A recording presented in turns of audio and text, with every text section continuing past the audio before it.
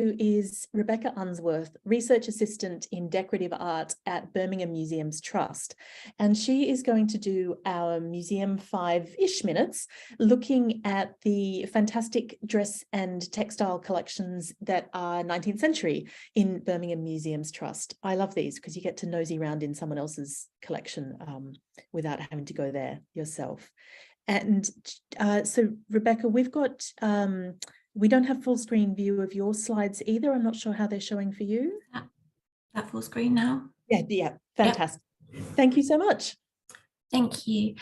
Okay, so today I want to give you a short introduction to the Dress and Textile collection at Birmingham Museums Trust.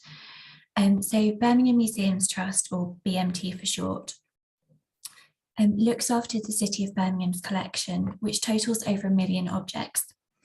And it also looks after 9 sites, including Birmingham Museum and Art Gallery in the city centre, as well as historic properties like the Jacobean Mansion, Aston Hall, and Soho House, the former home of the 18th century manufacturer Matthew Boulton. Birmingham Museum and Art Gallery was established in 1885 to inspire and educate local manufacturers and improve the quality of the goods being produced in the city by providing examples of supposedly good design and craftsmanship from around the world, so a similar rationale to the founding of the V&A. The museum was acquiring textiles from the start, particularly fragments of textiles from Renaissance Italy and examples of contemporary Indian printed cottons. However, it was only really from the 1930s onwards that the museum began to acquire substantial quantities of dress. So clothing was initially acquired as part of the Decorative Art collection, rather than the Social History collection, with pieces generally collected to illustrate changes in fashion over time, rather than tell local stories. Often there wasn't an interest in noting down who the original wearer of a garment was, or what their relationship was to Birmingham.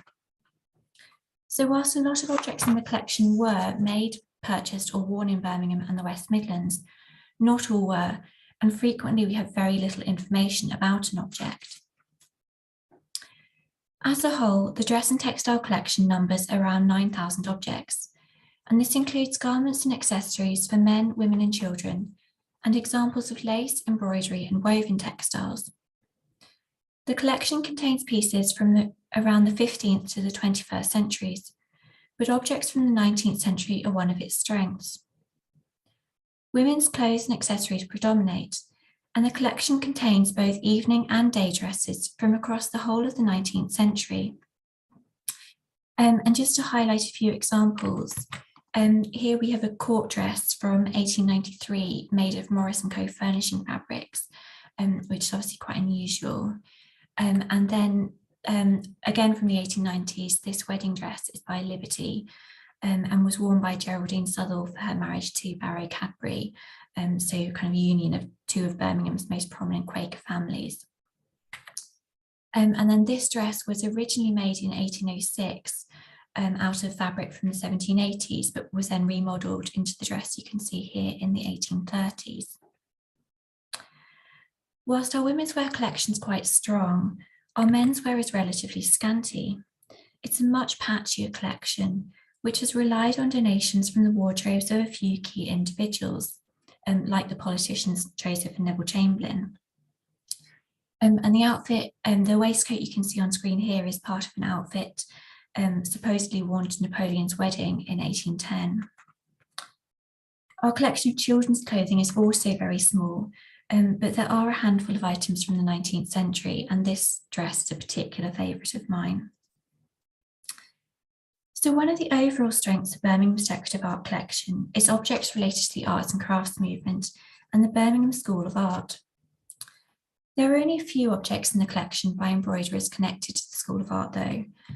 This bedspread by Mary Newell, who taught at the School of Art and also produced designs for stained glass, is one of them. In 1939, the museum was bequeathed a large number of textiles by May Morris, the embroiderer and daughter of William Morris.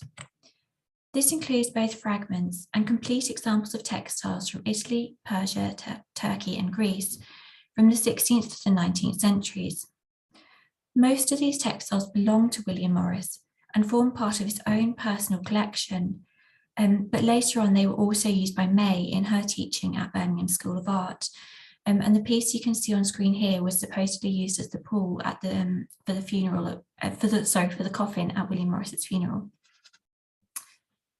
So BMT also holds some examples of designs by William Morris for textiles and wallpapers, as well as some actual textiles designed by Morris, most notably the Holy Grail tapestries.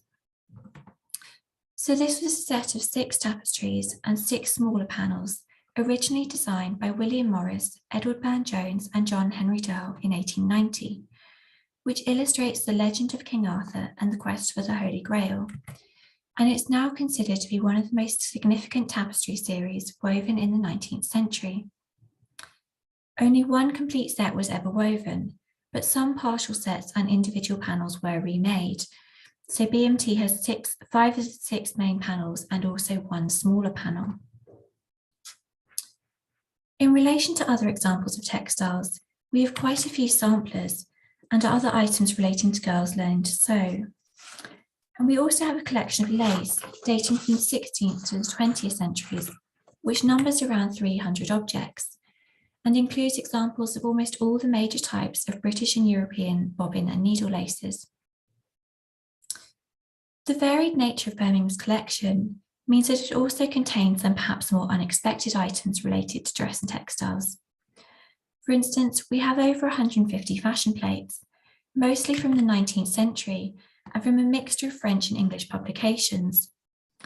And we also have quite a few paper dressmaking patterns, mainly from the fashion periodical Le Mode National. And the other object type we have quite a lot of is dolls.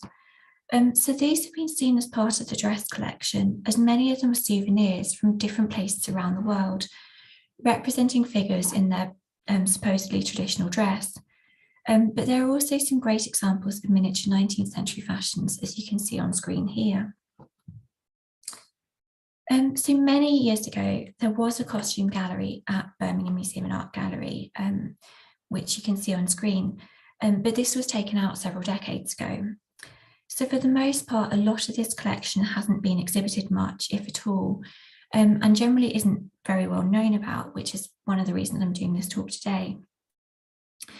We are starting to try and get more of the collection out on display though. So in 2019, I curated a small temporary display about dressing up and going out from 1850 to the present day, called Dress to the Nines, which featured both outfits and artworks from the collection. And we've also recently put a couple of 18th century gowns on display at Aston Hall as part of a room exploring fashion and luxury in the 18th century. Theoretically, it is possible to come and view objects which aren't on display in our stores by appointment, but we're currently in the midst of developing a new inquiries policy, so I can't give you full details for this process at the moment. But if you do think we have something in our collection which is pertinent to your research, then please do get in touch with me. Whilst we don't have an online catalogue at present, we do have an online image library. So the webpage looks something like this, and I'll also put the link in the chat in a minute. So BMT has begun making images of objects in the collection which are out of copyright available open access, so they're completely free to download and reproduce. At the moment, it's very much dependent on what has been photographed, so not much of the dress and textile collection is on there. But there are lots of images available from our fine art collection, and Birmingham has one of the best collections of pre-Raphaelite art in the world. So if you're looking for representations of 19th century dress and art, I'd really encourage you to have a browse. And just to leave you with a few examples, here we have Augustus Egg's Travelling Companions, which is one of the most popular works of art in our collection, and a really nice depiction of dress. And then here we have a sketch by Millet, which was shown in Dress to the Nines to discuss the topic of 19th century evening wear. And then last but by no means least, we have Captain Gilbert Heathcote, who I'm sure many of you will have seen strutting his stuff in the recent V&A exhibition, Fashioning Masculinities, showcasing Regency naval uniforms. So yeah, that's it.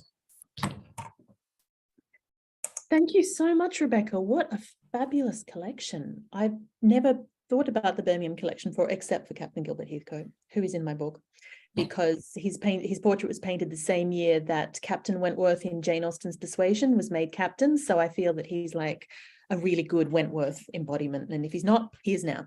Yes.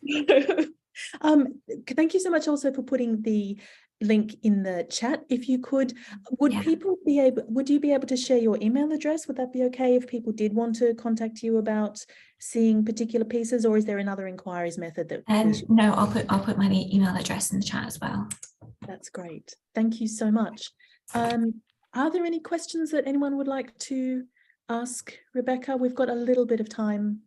There's one that's coming from Azadeh. Azadeh says, wonderful collection. As a board member of the William Morris Society of Canada, I find the pieces related to Morris and his circle very interesting. Do you know if there are many other objects relating to Morris and the group? If yes, would be willing to share that at some point in the future with members of the society? Would you be willing? Yeah. So in terms of what we've got related to Morris, it is mostly what May Morris donated to the museum was predominantly textiles, but also a few pieces of glassware, which I think are thought to come from Kelmscott and were part of their own tableware, glasses they used. But yeah, otherwise it's mostly textiles, but it's an interesting collection, both in terms of the connection to Morris, but also just in its own right, it's got some really incredible examples of global textiles in that collection. Thank you. A question from Hannah, who's familiar with the collection, having used it so brilliantly in her PhD. She says it's a hidden gem, and she wants to know if you know when the research inquiry form might be up and running so that researchers can make research visits. I don't at the moment, but if you email me, I will try and accommodate a visit. Yeah. That's wonderful. Thank you, Rebecca. And I can see that you've put your email address in the chat for everyone. That's really kind of you. Thank you so much. That was wonderful. As a Midlander, I completely appreciate seeing the collection from Birmingham. Thank you.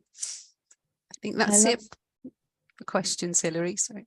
Oh, that's great. Yeah, thank you again. I love these Museum 5 Minutes for just sharing what's out there. I mean, there's so many amazing treasures outside the big institutions, and it's great to be able to see them and then use them in our research and support them more. So thank you.